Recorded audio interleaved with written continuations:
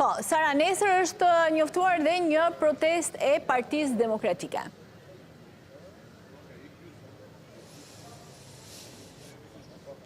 Po, Esmeralda, në fakt kemi të bëjmë me një lajm të minutës së fundit, sa i përket edhe një konfirmimi nga ana e policisë së Tiranës, ku për arsye sigurie, teksa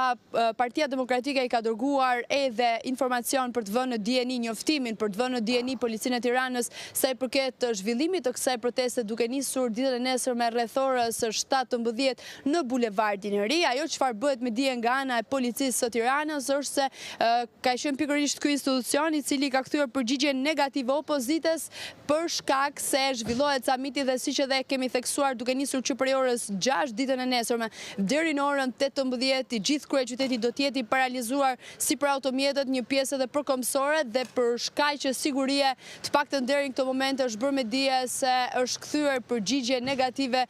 për zhvillimin e kësaj proteste. Tashmë mbetet për të parë se si do të vijojë ditën e nesërme, por në rast se do të kemi një kundërshtim nga ana opozitës, duket se do të jetë një ditë e gjatë për shkak edhe të shoqërimeve që mund të ketë më pas policia e deri në arrestime. E kuptoj.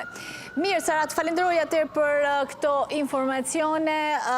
duke kujtuar edhe një herë qytetarët që gjatë ditës së nesërme pjesa dërmuese e rrugëve të qytetit të Tiranës nuk do të jenë të aksesueshme, por edhe ato që të çojnë në drejtim të aeroportit ndërkombëtar Nën Tereza në Rinas, prandaj duhet të informohen, shikoni në Euronews Albania